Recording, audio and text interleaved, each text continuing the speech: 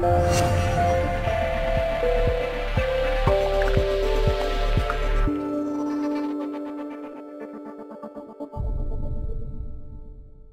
Gary Simon here of DesignCourse.com. Today is February 8th with our 39th video of the year. This is nuts. I feel like a crack addict pumping these out. But anyhow, today we have Andrew Price from BlenderGuru.com, and I'm going to switch things up a little bit by doing an interview slash kind of exchange of ideas. Now, Andrew Price, he's primarily focused on 3D, while I'm mostly focused on 2D type of stuff. But we're both in the creative field, and I think this would be a good exchange just to help out our listeners who are aspiring to enter into the creative field. So we're going to talk a little bit about our experiences, the good things we did, and maybe the mistakes that we made. So let's go ahead and do that. Hello, Gary Simon here of DesignCourse.com. Today I'm speaking with Andrew Price of BlenderGuru.com. And just a quick introduction from myself. I'm of DesignCourse.com. I'm a freelance identity designer, which, is logo design, stationery, front-end, GUI, graphic user interface for websites, apps, etc. And I'm also an Envato Network, tutsplus.com course instructor for the last year. And I also own DesignCourse.com, and that's why I'm focusing on kind of rebuilding, relaunching, and that's why I'm doing this crazy video tutorial every day of the year. And so that's why Andrew's here, and we're just going to talk a little bit about our experiences as, getting started in a creative field. So go ahead and introduce yourself, Andrew. Yeah. Hi, everyone. My name is Andrew Price. I'm from Australia, and I first got started... I got into art pretty early on, drawing and whatnot, and then at one point I was heavily into video games, and then I wanted to get in and start making something in 3D. In particular, cars. I was really interested in like Need for Speed games, so I wanted to make a 3D car. And so I didn't have any money, of course, so I went online. I tried to find some free software that would, allow you to do some 3D stuff. And then at some point I came across a picture that someone had made using a program called Blender. And it was like this fancy red car kind of thing.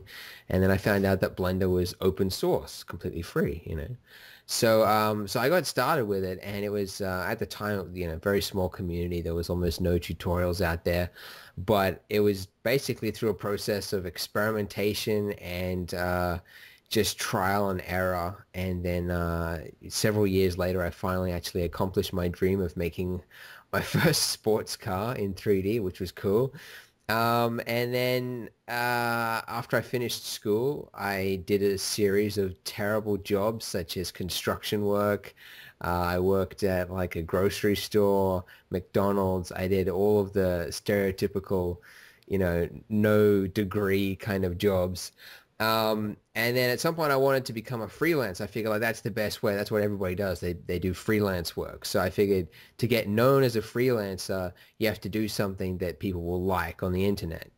So I decided, why not make tutorials? Because, people are interested in tutorials, and then they'll see you, and then they might hire you to do some work. So I started doing some tutorials, and I was doing that for about a year and a half or so. And then I went to my very first Blender conference, which was in Amsterdam. And I went there, and a lot of people knew me from online, and they said they really loved the tutorials. And I realized that there was a growing market for people that were interested in paid educational stuff. So I did one freelance job, which was not good. It did not go very well at all. But I realized after that I could basically continue doing what I love doing, which is making artwork and just having fun with it, and then make tutorials on it. And then get paid for it, basically. So all my tutorials are basically free, but I have 3 paid products, and that's where I make all my income now. And yeah, that's my intro. Nice. So I remember watching one of your videos, as I alluded to before we started recording, about kind of, you can't just focus on creating awesome artwork and then expect to be found or expect to be paid or have a job or become successful at freelancing. And so I think that's one of the things that I had a problem with personally when I began. You could have the best product out there, best design out there, best website, whatever it is, but if you don't know how to market yourself correctly, and you're not proactive in finding those ways, then you will obviously have no success. And so I think one of the things when it comes to, people who are aspiring to enter a 3D field or any of the creative fields, whether it be, becoming an identity designer, handling the visual identity of businesses through logo design, or whether it be websites or app design or whatever. A lot of people, they kind of get all focused in on the artwork and building their skill, of course, as they should. But if you have, the anticipation of doing freelance work, you have to almost 50-50 spend your time on your skill, of course, but also learning how to market yourself and putting yourself out there. And so that's why I didn't watch, you had like a 3-part video series. I'll go ahead and link that too as well. You were doing a live speech on a stage, I think. Do you recall? Oh yes, yeah. Yeah. And so That was at the Blender conference, right? Okay, right. And Yeah. what you were saying, I didn't get to watch all of them, but I know what you're alluding to is, you really got to put your art out there in order to really maximize, your potential of being found. So I think, for people who are starting out, that's the biggest issue, especially if they're trying to do freelance stuff. Yeah. And so if you have any thoughts on that. Yeah, I do. I totally agree. It's of course, it's absolutely important that artwork should be something that you should be able to spend most of your time on, and mastering that. But there's a lot of people I found where I can see their artwork and I know that they're hireable.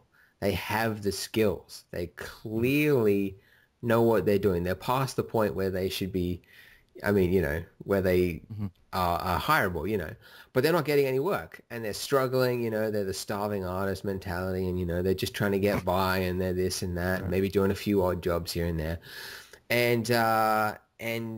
And I think that there's a lot of artists that are like that. And I think, I don't know where it is along the way, but maybe it's partly blamed at schools or something. I don't know, but no one ever seems to talk about the actual marketing aspect and actually getting a job at something like that. And and really, like nowadays with the internet, it's so much easier than, of course, it was years and years ago, where you had to, like basically put something in the hand of somebody who worked at a company and hope that they would, look at it. But nowadays, it's all up to you and like how much effort you put into your online marketing, which is going to enable people to hire you. So that's doing things like having a website which is continually updated. It's got your contact information. It's got a photograph of yourself, your real name. I mean, just those things, those basic few things there is something that like 80% of people don't have, believe it or not. And then it's putting it on all the websites that anybody could possibly go to. So like some people think like, oh, the big place everybody, the CG artwork is on maybe CG Society. And so they just put all their artwork on CG Society. But in doing that, they're forgetting that people that are looking to hire somebody for 3D artwork, they could be just like a small business owner and, they maybe want some typographical logo or something like that. And they think, where do all the artists hang out? I have no idea. I think DeviantArt has artwork. And so they go to DeviantArt and then they just click on stuff on there. Now, if you're not on DeviantArt, you're not going to get the job. Somebody else is, and they could be completely underqualified and way worse than you, but they're going to get the job because they were in the right place at the right time. So nowadays, it's not so much as like standing in the doorway waiting for somebody to come past and handing them your demo reel or anything like that. It's about being online in the places that you should be.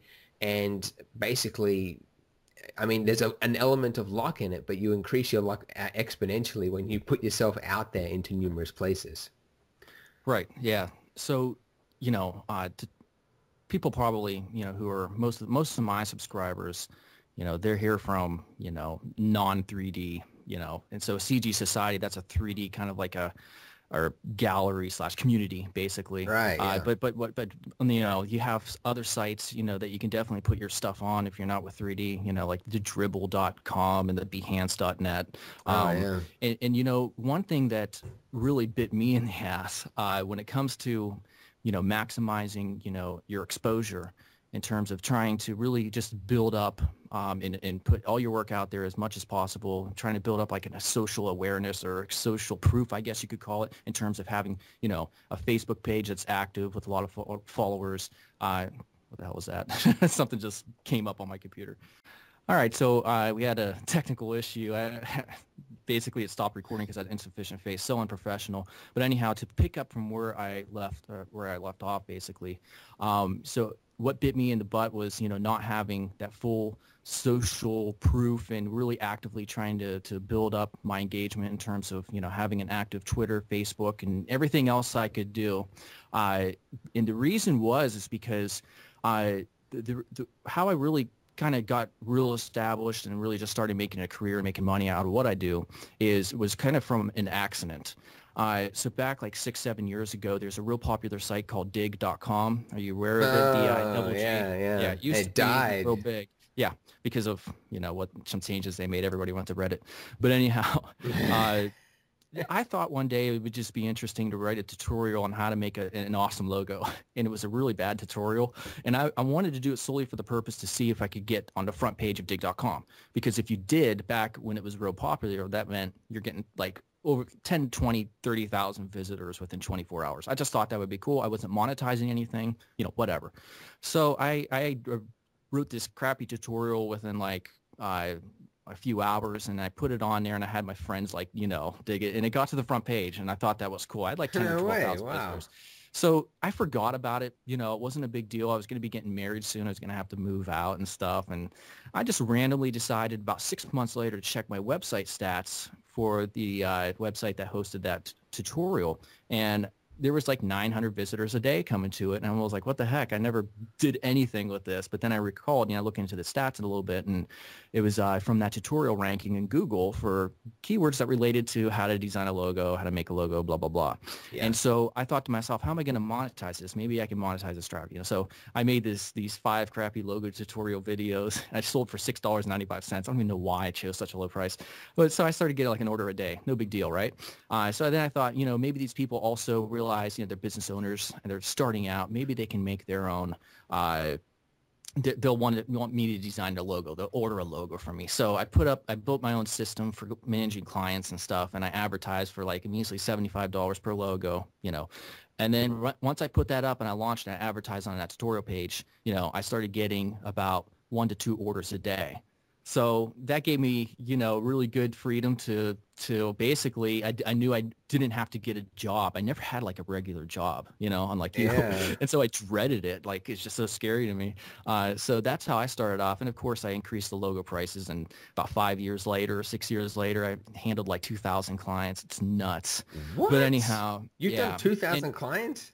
It's well, probably around there, 2,000 logos. I kind of feel like the McDonald's of logos. But I mean, how much do you charge now? $75 is so low. Oh yeah, it is low. You know what? What now? I'm almost kind of out of it, because what happened afterwards is, and this is why it's so important, going back to the original point, to really make sure your eggs aren't in all one basket. What happened was, after 5-6 years, Google made some changes to their algorithm in terms of how they choose to rank websites. And so it's kind of complex, you know, and there's so many different variables. People try to game it or whatever. And what happened was, I don't know if it was because the page was old a little bit, it had aged, or just competitors started going up. But anyhow, I started going down in the ranks. And when you go down, I mean, just going from the first spot to the second spot is like a jump of like 40% of traffic, practically, 30 or 40. Yeah. And so what happened was, you know, and that's not the only thing. I mean, I maximized everything I could with that page, and also another page that ranked for like how to design a website. Because then I registered designcourse.com. I charged $49.95 a month. For $49.95 a month, a monthly subscription. And, you know, I was really making good money for several years. But then once I started going down, like, I realized, oh man, you shouldn't have got complacent, basically. And that's what I did. So my income kind of went down quite a bit. And I kind of neglected the other ways in which, you know, what you need to do to establish yourself, whether you're going to be a freelancer or whether you're going to be doing a service of some sort. But yeah. So, wow. Another thing I wanted to ask you about, and we probably agree, but we'll see. wanted to ask you what your thoughts on traditional education is in terms of going to art schools or colleges as a means towards entering into a creative field, whether it be 3D or anything web-based, versus kind of, offering what you do or what we do. Now, I have my opinions and thoughts on this, and I can answer that first, or you can just give your, like if somebody came up to you who knew nothing, they wanted to do what you do or do what I do, or just enter the field, become proficient at it. What would you tell them in terms of the college route, or, maybe just utilizing everything you can via the web to learn? Oh man. The problem is that I never went to college. I never went to Yeah, same uni. here. And Right. I've never done, aside from high school, of course, which I hated. Right. Oh, of Um, course. Yeah, I hate it. whoever says they like high school, I've never heard Oh anyone man, say that. I have two daughters, and they're staying home. So I mean, it's tough that way, but I have very strong views on education and public education. But yeah, I mean, basically, to answer that question, I think it's awesome because it's the internet and the availability of the internet and the fact that, so many things are free. Most of your videos are free. Mine are free. People are, and even, your courses or whatever, you consider them, when you contrast that to the extremely expensive nature of colleges, I know, it's right? kind of a no-brainer because, I had friends, they had a bunch, who went off to college, like a computer science degree after 4 years, and they have like a mid five-figure, school bill. And, when it came to skill sets, I found that a lot of them are kind of inferior to, what I was doing because, a lot of the I guess you could say the material that they're taught and the instructors or the professors, they're kind of like outdated. So I think what Mm, we're going to yeah. see, what we're going to see is, kind of sites like Udemy. You're probably familiar with that, right? I mean, udemy.com. They're like a huge I've online heard of resource for them. learning, Right. right? And sites like that, and sites like more specialized like ours that are specific to an application or a specific field. They're going to basically, I think they're going to knock out the colleges or force the colleges at least to I hope so. really come down in price, which is awesome for us and it's awesome for everybody else. Yeah. So one final note, what should your focus be on in terms of, because, you have so many people and they fail at it, unfortunately. I know this from when designcourse.com was previously launched. They enter into it and most people, they just fail. Whether it be issues with, I think a lot of the issues, it doesn't come from a lack of talent usually. It kind of comes from, I think, a lack of staying consistent and having that correct amount of work ethic, I guess you could say. Because I think you did a podcast recently, or maybe not a podcast, but a video about staying motivated Mm-hmm. or how Mm-hmm. or increasing what do you call productivity. Yes, that's right. Yeah, I podcast. kind of veered off that question, but I'm just trying to get a little bit Yeah, more yeah, out of you yeah. in terms of helping people who may be aspiring into entering a creative field.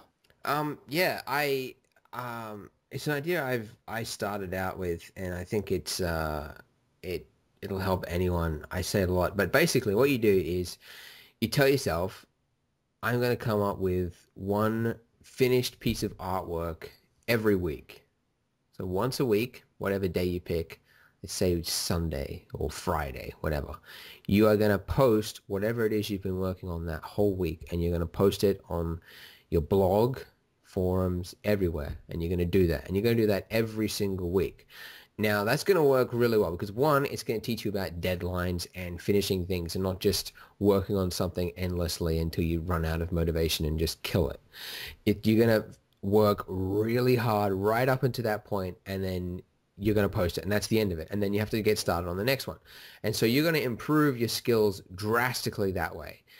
It's also going to give you some consistent following by doing this regularly enough, especially if you have a website and you have a following on forums and things like that, is that you will people will grow to expect certain things from you, and that you'll have, new work coming in constantly. You'll get a name for yourself. When people are looking for, searching the forums for somebody to come and, do a job for them or something, your name keeps popping up all the time. I mean, increases your chances that way. But solely for the fact of just improving yourself, and just working on like one piece of artwork per week, and just do that for a long time. It's not like something like some people will do it. That's the other thing is like you have to do something like a lot of people expect quick results over a short time. Like that's the problem with a lot of websites as well. It's like people will start a blog or a website and they'll be at it for, 3 months and they'll be like, I'm not getting much traffic. I'm out. It's like, well, you have to do that. You have to continually, consistently post work or content as it's called. And you have to do that for a year, maybe 2 years. You have to do it for the long haul before you start seeing results. Like there was a site, I can't even remember what it was. Oh, that's right. It was a stupid, I'm living in Korea at the moment. So I'm sort of interested in like K-pop, or I used to be. But there's this site called allkpop.com or something like that. And it's this huge website. It gets massive amounts of traffic. And it's become like the hub of anyone that's interested in Korean pop music or something. There's like this niche audience. Everyone that loves it, they're just obsessed with it, right? And anyways, I thought like, man, this site is huge. I don't know what they've done, to market themselves or something. Anyways, I went back through their posts and they'd started this site like 7 years ago or something. And for the first about 3 years, and they were posting like every single day for about 3 years, and they weren't getting any comments. Like, could you imagine that? Like doing something for 3 years and getting like zero feedback. Oh yeah. Ridiculous, right? Yeah. I mean, that's, I set out this whole one video a day thing that I started. It kind of started because last year I did the same thing except for running. I wanted to, at the end of, all of 2013, by the end, I wanted to have run 365 miles. I don't know why, I just wanted to do it. And I only ended up running like 40% of the days, but, that's life getting in the way and stuff. So I decided to do something a little bit more productive, business-wise, just one thing a day. And so this was my idea, just to record like one video a day. That's a piece of content, And so eventually it gets picked up by Google. It gets shared a lot and stuff, and you start building a following if you're doing it intelligently. And that's kind of, like you would say, one thing a week. It's kind of the same process. So really, it has to do with consistency, staying motivated, and just doing it no matter what, even if you have a job. I think most people probably who work as a designer for an agency or something, it seems like a no-brainer to have the freedom to want to do that in a freelance environment. Just because maybe it's just me, I've never had a boss, but it kind of just makes me dread actually working for it. Right. So I'm just saying to you, if you have a job, you should certainly that way you don't have all your eggs in one basket, kind of like I did initially. When you come home, do something, or at least once a week, do something, put out content.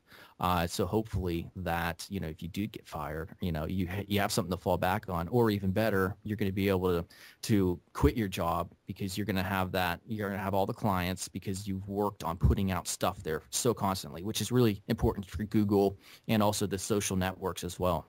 Yeah. So, unless you have anything else to add to that, my kids are going to they're probably like screaming downstairs because they're so tired or whatever. Oh, really? Right. Yeah. Yeah. No, I was going to say, I totally agree with that. Like putting all your eggs in one basket, that's something that's, it's constantly talked about in business, and they give so many examples of people that do that. Like people that have invested all their time into a website or a business online, and they get 100% of their traffic is from Google. Mm-hmm. And it goes well. That's right. I wasn't going to say it, but yeah, it's sure. and so it goes great. Like everything seems like it's fine, and nothing is going to go wrong. We're just going to continue like this, and everything is fine. The trouble is depending on anyone at all. By doing that, you're putting the power in somebody else's hands, and that means you're vulnerable.